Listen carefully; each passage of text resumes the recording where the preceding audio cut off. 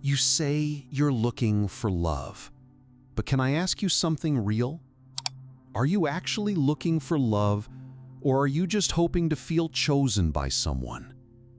Because there's a massive difference between genuinely loving someone and craving the feeling of being loved. A lot of people who claim they want love are really just thirsty for validation. What they're actually after is someone, anyone, who can make them feel worthy. Not just seen, but admired, desired, important. But here's the catch. It's not about building a real connection. What they want is to quiet the voice inside their chest that keeps whispering, "You're not enough." Erich Fromm, in his classic book, The Art of Loving, said it best. Most people aren't looking to love, they're looking to be loved.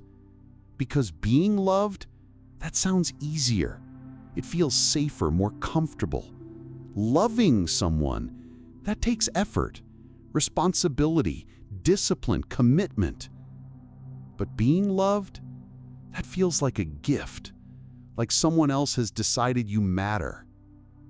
And that's where the illusion starts. You think you want love, but maybe, just maybe, you want something else entirely. Maybe what you're really chasing is the feeling that you're finally enough, that someone looked at you, really saw you, and with a glance or a gentle touch said, "You matter, you're worth it." Why? Because deep down, you don't fully believe it on your own. The need for love becomes less about sharing yourself and more about filling a void that no one else can see, but you feel it every single day. And that void? It usually didn't start yesterday. It started years ago, in childhood. Maybe it came from rejection, from being ignored, from never learning how to see yourself as someone who was inherently lovable without needing to prove it to anyone. So what happens? You grow up thinking, I need to be chosen to have value. I need someone to want me to feel like I matter. And every time someone does choose you, it feels like everything is finally okay. The pain quiets down, the emptiness disappears for a moment. But it always comes back, doesn't it? Fromm called this immature love. It's not built on connection, it's built on need. It's that desperate urge to merge with someone, not out of desire, but because you can't stand being alone with yourself. It's not love, it's dependence, emotional addiction. And the worst part? Our culture feeds it. Movies, music, social media, they all teach you that love is about finding the one who completes you, someone who will save you, someone who will make you whole. But that's not romance. That's a beautifully packaged lie. Real love doesn't begin when someone chooses you. Real love starts when you stop needing to be chosen. If you're still watching, it's probably because something inside you recognizes this. You feel it. Something isn't right with how you relate to love, to others. You feel like you're still waiting to be validated by someone, anyone, from the outside. And maybe you're tired. Tired of constantly trying to be good enough. Tired of bending over backwards to please, tired of clinging to the tiniest display of affection like it's the last drop of water in a desert. So let me be real with you. This video isn't here to comfort you. It's here to wake you up. Because unless you're willing to look at the root of your emptiness, you'll keep mistaking need for love. You'll confuse dependency for intimacy, and that confusion, it slowly eats away at you from the inside.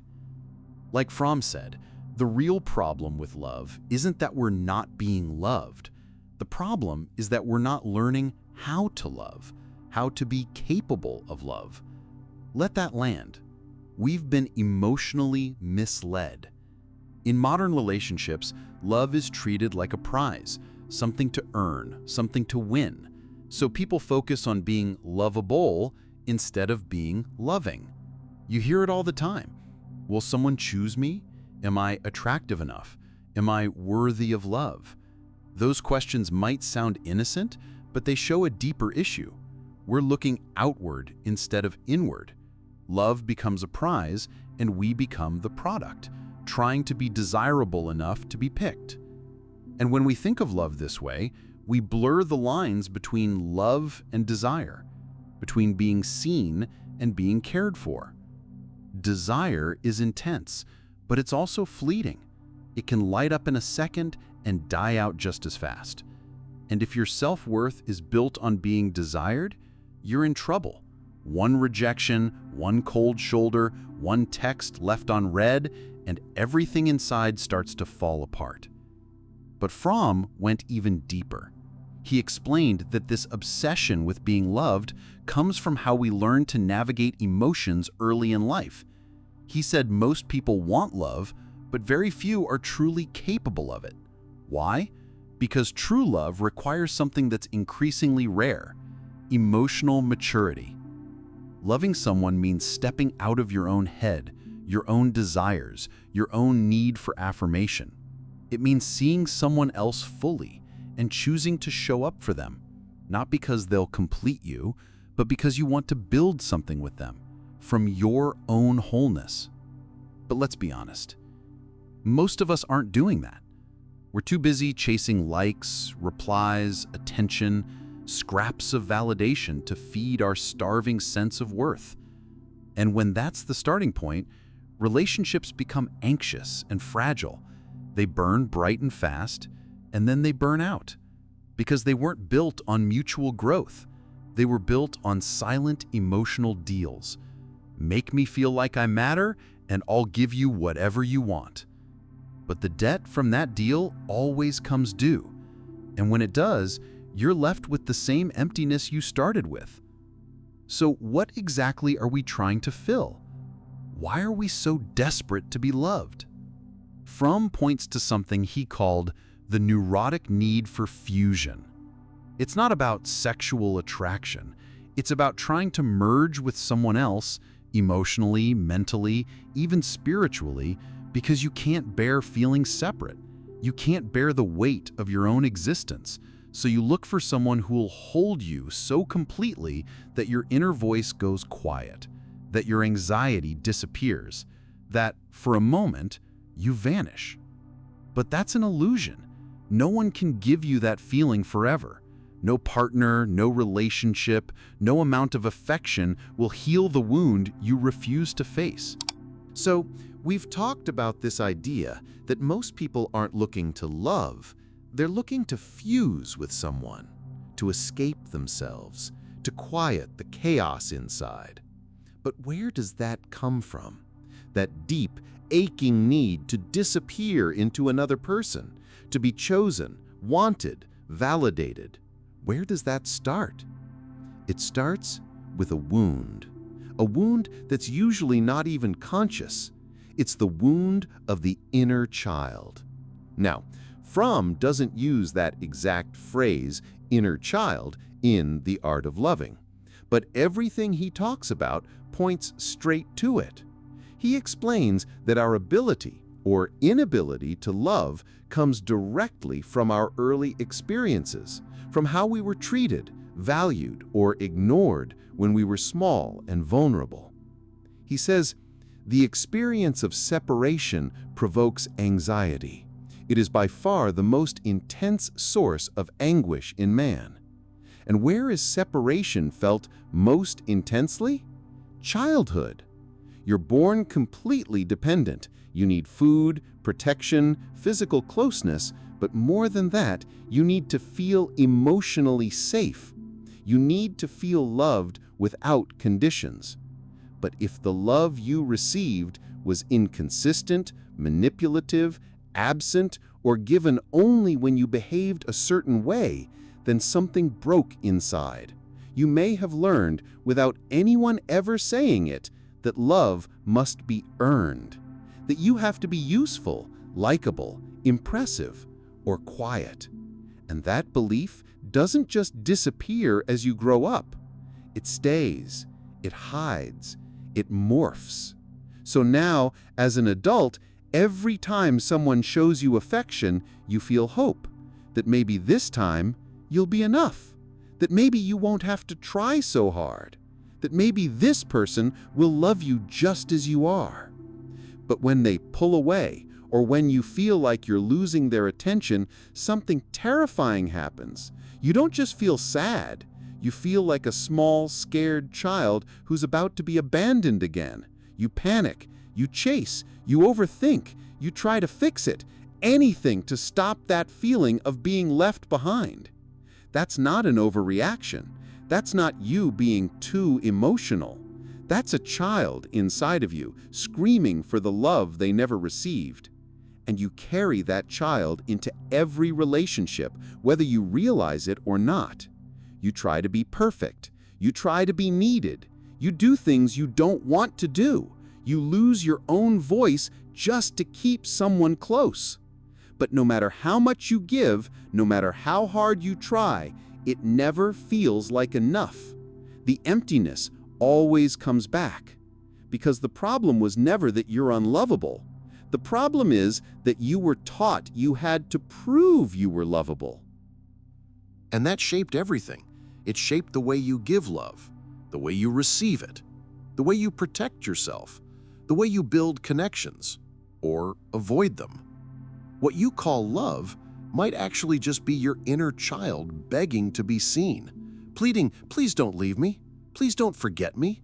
Please tell me I matter." And that's a brutal cycle because you keep attracting people and relationships that confirm the wound instead of healing it. People who need you to earn their love.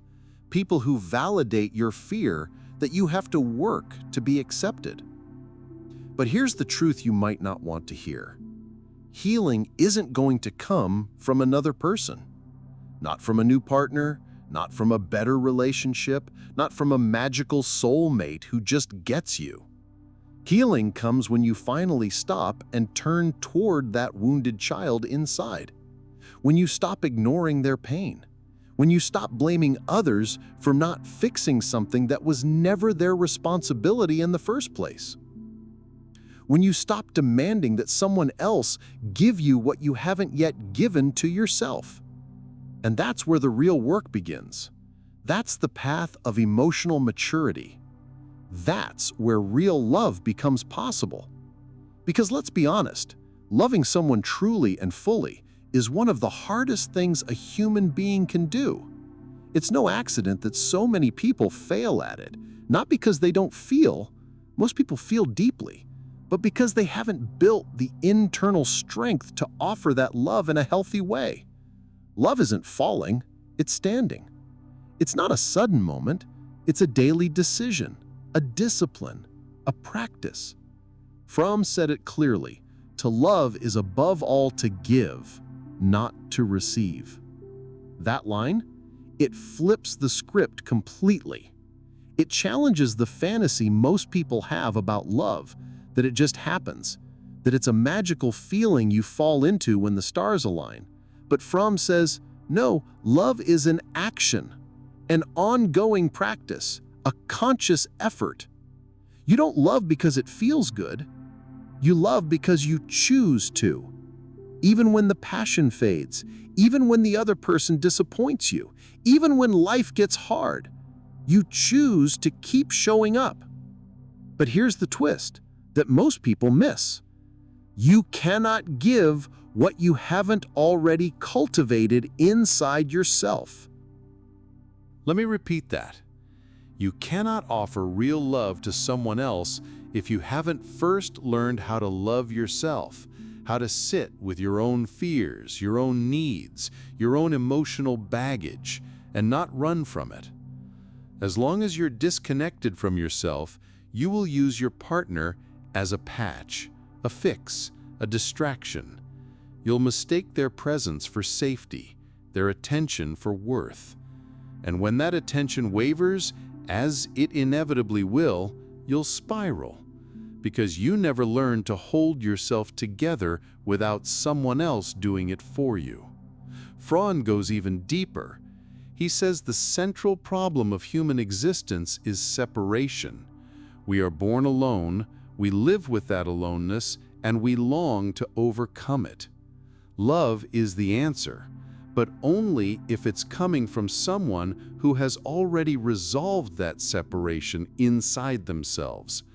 Otherwise, love becomes just another form of escape, a way to avoid dealing with your own soul. And that's why so many relationships collapse. Not because there's no feeling, but because there's no structure, no emotional backbone. Just two people hoping the other will fix what's broken inside. That's not love. That's codependency in disguise. True love demands something else, something our culture rarely teaches us. It demands that you come to the table whole, that you don't enter a relationship because you need someone. You enter it because you want to build with them, share with them, grow with them. But you're not asking them to carry your pain. That's the foundation of mature love.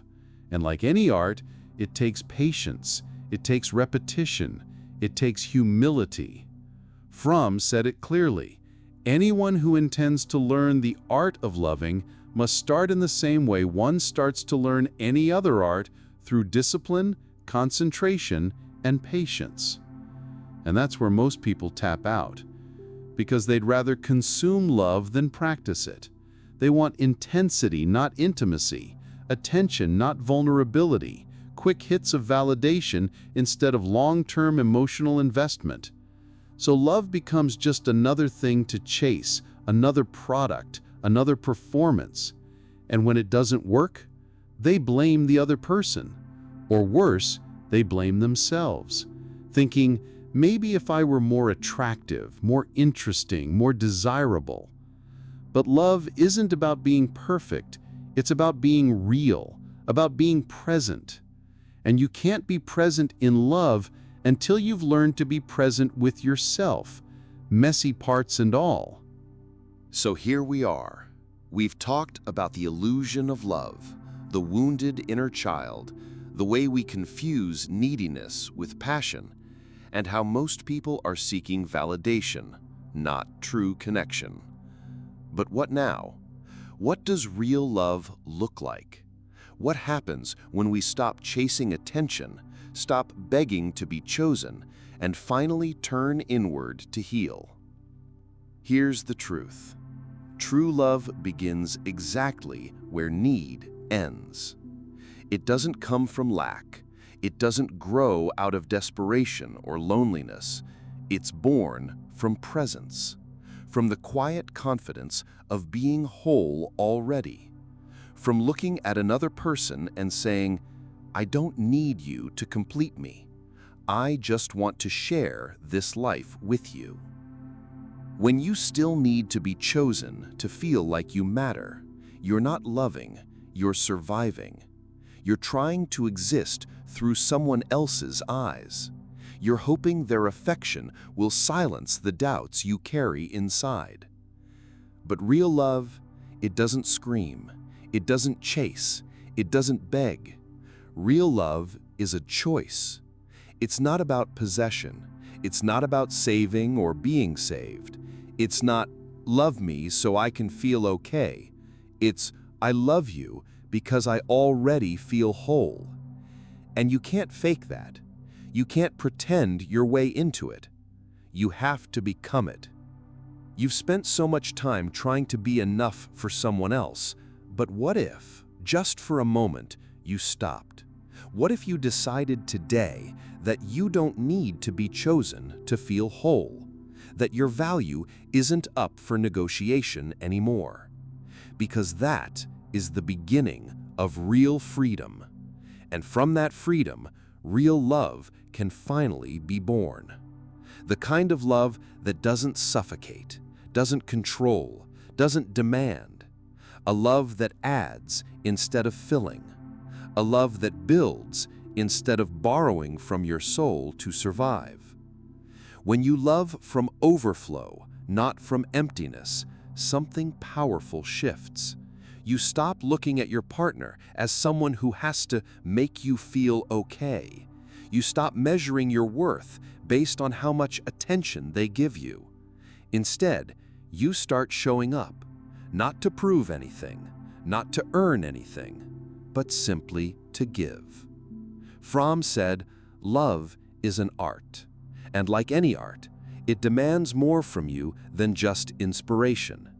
It asks for discipline, practice, humility, and the courage to be seen without guarantees. To love like this, to love maturely, you have to let go of the fantasy, that fairy tale we were all sold, that love is effortless, that it just clicks, that the right person will fix everything broken inside you. That story, it's emotional consumerism.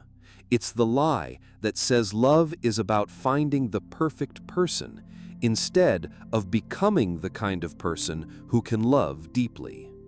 We live in a culture that turns love into a marketplace. Romantic comedies, dating apps, social media, it all sells you this idea that love should be instant, exciting, intense. And when it's not, toss it out, move on, find someone new. But that's not love, that's dopamine. Fromm warned about this decades ago. He said the real problem is that people think loving is easy, that the only hard part is finding the right person. But love isn't easy because it requires us to do the hardest thing of all, face ourselves. We want someone to choose us, to see us, to give us what we were never given growing up.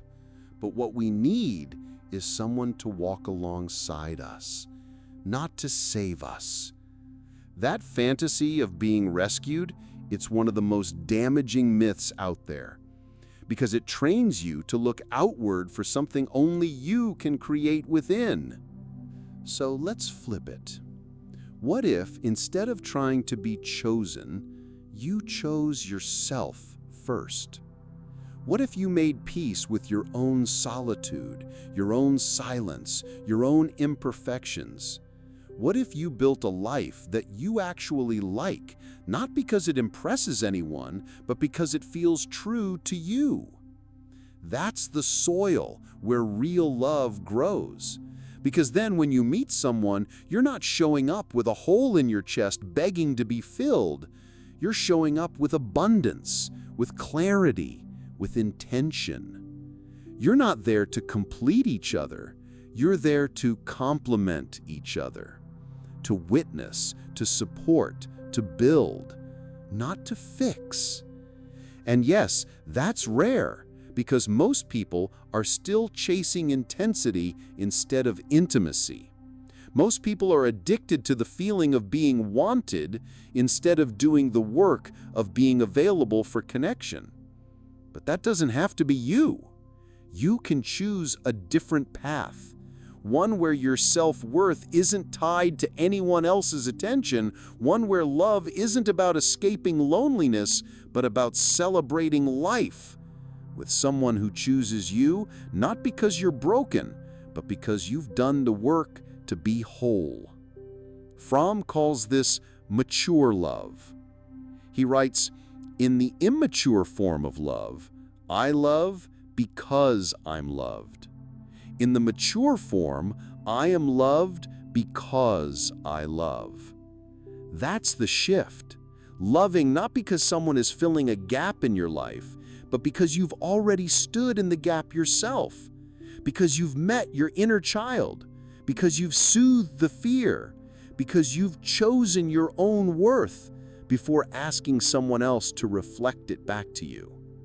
And that kind of love, it doesn't fall apart the moment someone pulls away. It doesn't crumble under conflict. It grows, it adapts, it breathes. So if this resonated with you, say it out loud or drop it in the comments. I do not need to be chosen to feel whole. Let it be a declaration. Because once you live that truth, once you stop waiting for someone to fix you, you begin to truly love. Not out of need, not out of fear, but out of freedom.